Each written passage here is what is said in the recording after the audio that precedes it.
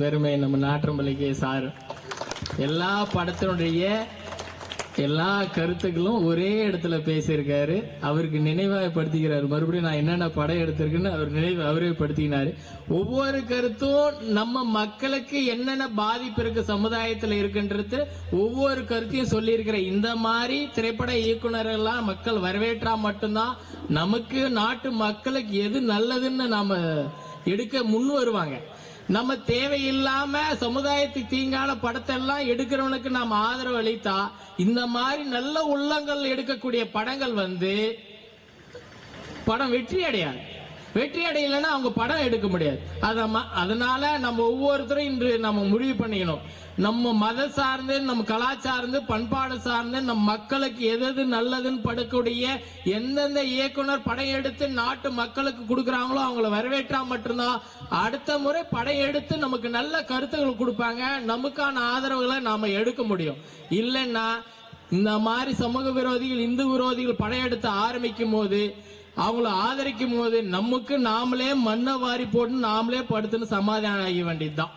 அதை நினைவில் கூர்ந்து இந்த ராம நவமியில நல்ல மனிதர்களுக்கு நல்ல நாட்டு நல்லா இருக்கணும், நாட்டு மக்கள் நல்லா இருக்கும், குடியில்லாத தமிழகம் உருவாக்கணும் அப்படின்னு சொல்லிட்டு ருத்ர தாண்டவம் படம் எடுத்தார். பெண்கள் பாதுகாப்புக்கு திரௌபதி எடுத்தார். இப்ப ரீசெண்டா திரௌபதி 2 படம் எடுத்தார். அதுல எல்லாம் பகாசுரன் எடுத்தார். அந்த படம் பார்த்திருப்பீங்க. இப்ப ரீசெண்டா இருக்கு திரௌபதி 2. அந்த படத்துல எல்லா கருத்துக்களும் அருமையான கருத்துக்கள். நம்ம நாட்டு மேல படையெடுத்து எந்த அளவுக்கு பாதிப்பு ஏற்படுத்திருன்னு தத்துரமா சொல்லியிருப்பார். அதுல அந்த அளவுக்கு நம்ம வீரத்தையும் சொல்லியிருப்பார். ஒவ்வொரு மன்னர்களும் எந்த அளவுக்கு வீரமா போரிட்டாங்க, நம்ம நாட்டை இந்து மக்களை காப்பாத்துறதுக்காக எந்த அளவுக்கு உயிர் தியாகம் பண்ணாங்கன்ற ஒவ்வொரு கருத்துக்களும் அதுல இருக்கு. இந்த மாதிரி படத்துக்களை நாம் பார்த்து வரவேற்றா மட்டும்தான் அடுத்த தலைமுறை இந்த இந்துவா இருக்க முடியும். சுதந்திரத்துக்கே ஒரு ஆணிவேர் இருந்தது நாடகம். நாடகத்தின் அடிப்படையில் தான் சுதந்திரம் அடுத்த மக்களுக்கு எல்லாருக்கும் நாடகத்து மூலயமா சுதந்திர உணர்வை ஏற்படுத்தினார். அது மூலயமா தான் நம்ம மோகன்ஜி நமக்கு இந்து உணர்வையும் நம்ம கலாச்சார உணர்வையும் நம்ம அளிக்கப்பட்ட இந்து மத கோயில்களையும் ஞாபகம் பண்ணியிருக்கார். அதனால நம்ம விஎஸ்பி விஸ்வ சார்பாகவும் நம்ம நாற்றம்பள்ளி பொதுமக்களின் சார்பாகவும் இந்த படத்தை எடுத்த மோகன்ஜிக்கு நன்றி தெரிவிச்சுக்கிறோம். ஒட்டுமொத்த இந்து சமுதாயத்தினுடைய அடையாளமாக இருக்கிற மோகன்ஜிக்கு விஸ்வ இந்து பரிஷத்தின் சார்பாகவும் நம்முடைய நாற்றம்பள்ளி பொதுமக்களின் சார்பாகவும் நன்றி தெரிவிக்கிறோம். இந்த நிகழ்ச்சியுடைய நிறைவு பகுதி நன்றி உரை வெங்கடேசன்ஜி பூசாரி அமைப்புடைய கோட்டை செயலாளர் நன்றி உரை ஆற்றுவார். கஜினி முகமது பல கோயில்களை தகர்த்தெடுத்தார். அதுல அதிகமான 6 முறை தகர்த்தப்பட்ட கோயில் சோமநாதர் கோயில். 17 முறை படையெடுத்தும் இந்த நாட்டுடைய பல செல்வங்களை கொள்ளையடித்து தான் போயிருக்கான்.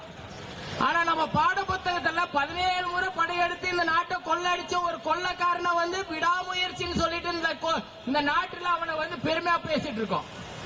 ஆனா இந்த நாட்டுடைய அடையாளமா இருக்கிற நம்ம கோயில்களையும் செல்வங்களையும் திருட்டு போன ஒரு திருடனை இந்த நாட்டுடைய பாட புத்தகத்துல விடாமுயற்சி அப்படின்னு சொல்லிட்டு அவனுக்கு பேர் சொல்லிட்டு இருக்கோம்.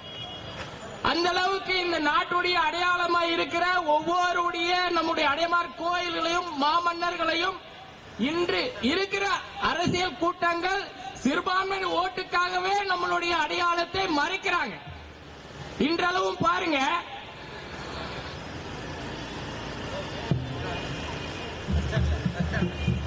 அன்று சீதையை மீட்பதற்காக ராமன் இருந்தார். அதே போல் மகாபாரதத்தில் திரௌபதியை காப்பாற்றுறதுக்காக கிருஷ்ணன் இருந்தார். ஆனா இன்னைக்கு ஒவ்வொரு பெண்களும் 2 வயசு குழந்தையிலிருந்து 70 வயசு குழந்தை வரை இருக்கிற குழந்தைகளுக்கு பாலியல் பலாத்காரம், கொலை இந்த தமிழ்நாட்டில் எத்தனையோ நடக்குது. ஆனா இன்னைக்கு இந்த பெண் பிள்ளைங்களையும் குழந்தைங்களையும் பாதுகாக்கிறதுக்கு எத்தனை கிருஷ்ணன் இருக்கான், எத்தனை ராமன் இருக்கான்? இல்ல. கேட்டீங்கன்னா எங்க இருக்கான்? எல்லாம் ஒயின் ஷாப்ல இருக்கான். குடிக்கிறதே ஒரு தொழிலா போயிட்டு இருக்கு. காலையில இருந்து உடனே போயிட்டு ஒயின் ஷாப் முன்னாடி உட்காந்து இருக்கான்.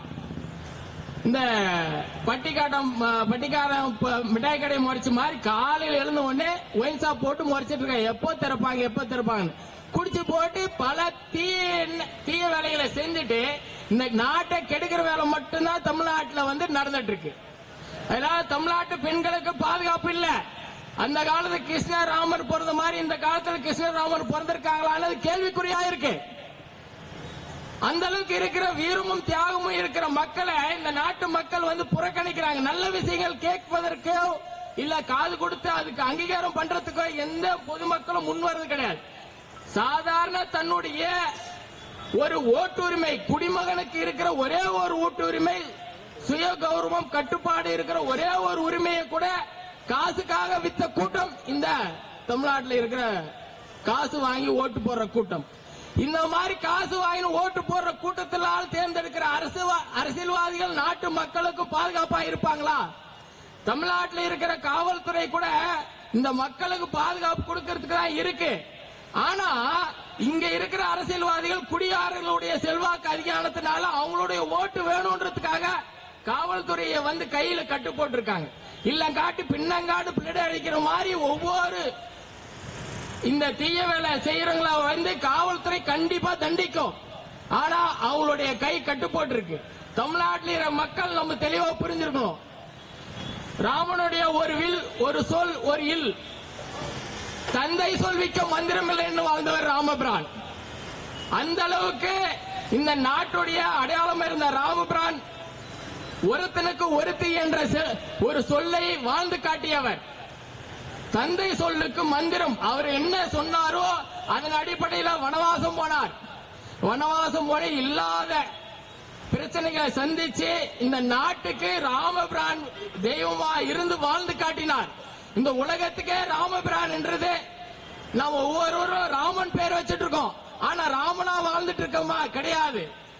ஒவ்வொருத்தரும் ராமனா வாழ்ந்துல்ல, எல்லாம் குடிகாரனா வாழ்ந்துட்டு இருக்கு தமிழகத்துல. அதனால தமிழ்நாட்டில் இருக்கும் மக்கள் ஒவ்வொரு நினைச்சு இருக்கணும். இந்த நாட்டில் இருக்கிற நம்ம மக்களுக்கு நிறைய ஒரு நல்ல விஷயங்களை வாழ்ந்து காட்டிய ராமபிரான் எல்லாம் நாம வந்து அவரை பின்பற்றாம இருக்கிறதுனால தான் தமிழ்நாட்டில் இந்த அளவுக்கு ஒரு மோசமா போனதுக்கு காரணம். இந்த நாட்டில் திப்பு சுல்தான் நீங்க கேள்விப்பட்டிருப்பீங்க. மலபார் பகுதியில் பல லட்சம் பேர் இந்துக்களை கொலை பண்ணி மதமாற்ற முயற்சி நடந்திருக்கு. பல பெண்களை கற்பழிப்பு நடந்திருக்கு. ஆனா இவனுக்கு திப்பு சுல்தானுக்கு கர்நாடகால திப்பு ஜெயந்தி நடத்துறாங்க.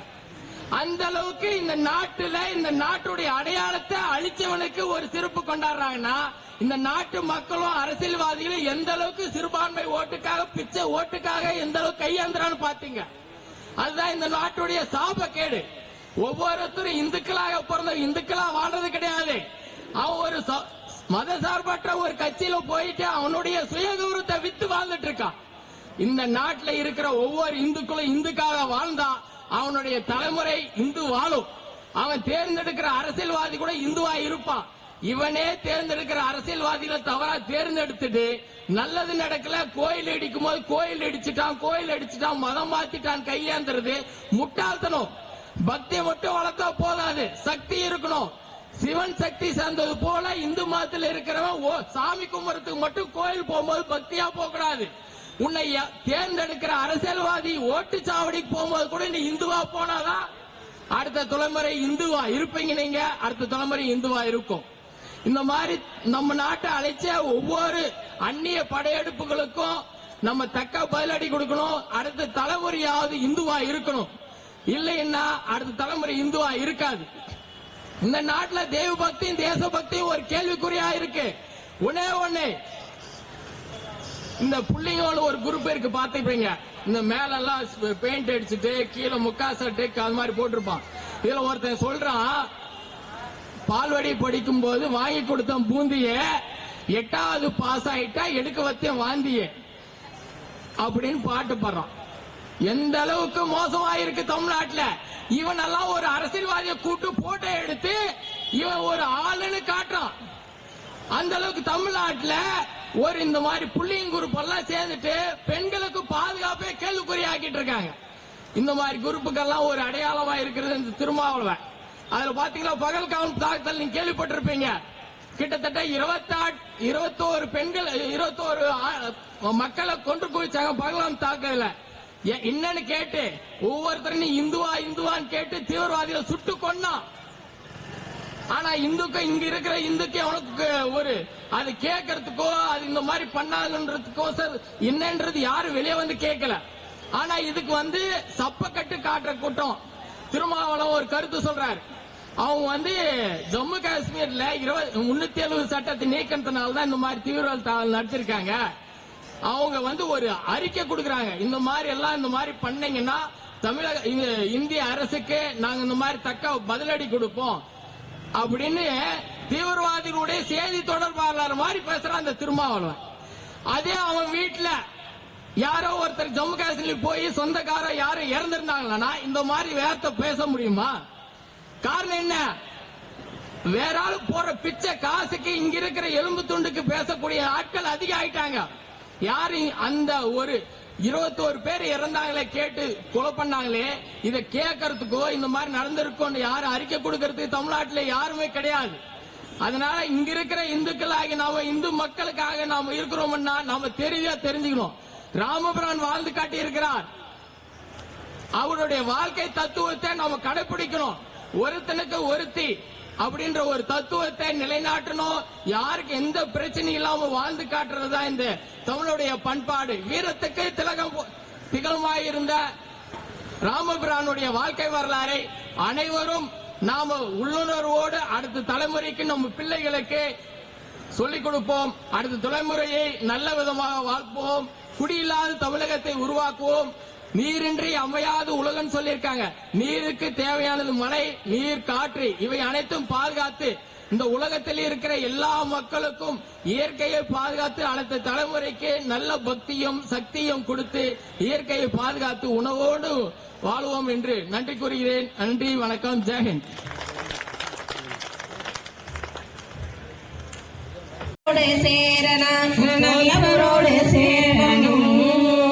ஸ்ரீராம ஜெயம்.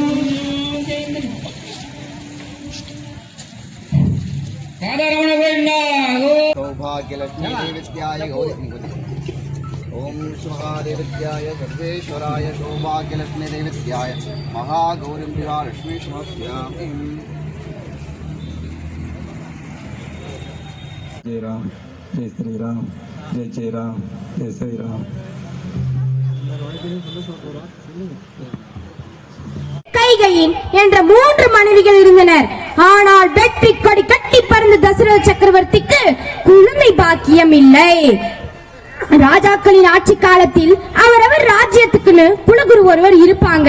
ராஜாவின் குலகுருவான வசிஷ்ட முனிவரிடம் சென்று நான் குழந்தை பாக்கியம் பெற என்ன செய்ய வேண்டும் என்று கேட்டார்.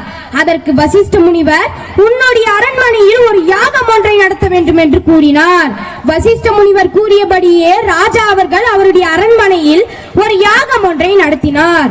யாகம் சிறப்பாக நடந்து கொண்டிருந்த பொழுது யாகத்திலிருந்து யக்னீஸ்வரர் தோன்றி பாயாசம் நிறைந்த ஒரு குடுவையை மன்னரிடம் கொடுத்துவிட்டு இந்த பாயாசத்தை உங்களுடைய மனைவிகள் 3 பேரும் குடிக்க வேண்டும் என்று கூறினார்.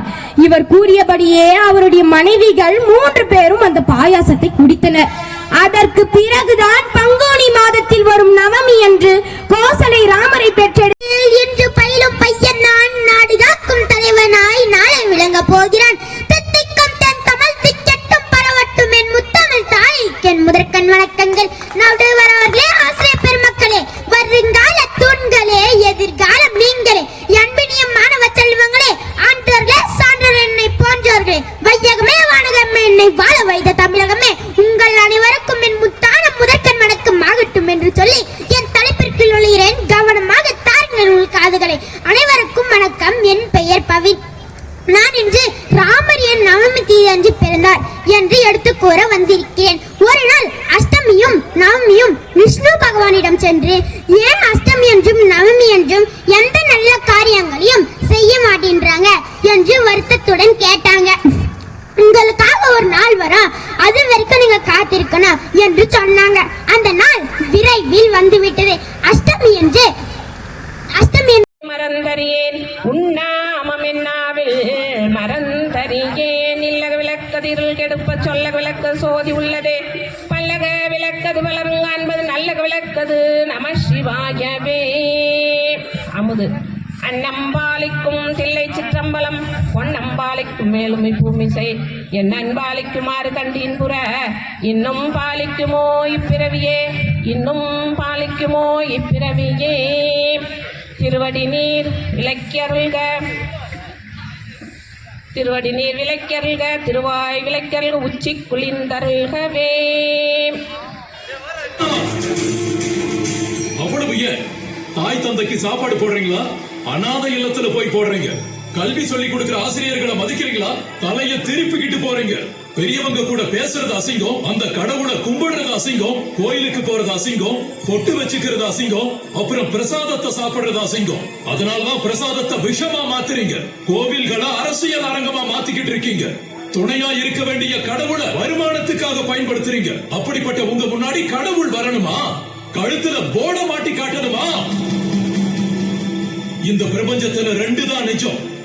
ஒன்னு உன்னை காக்கிற தெய்வம், ரெண்டு நீ அனுசரிக்கிற தர்மம், சனாதன இந்து தர்மம்.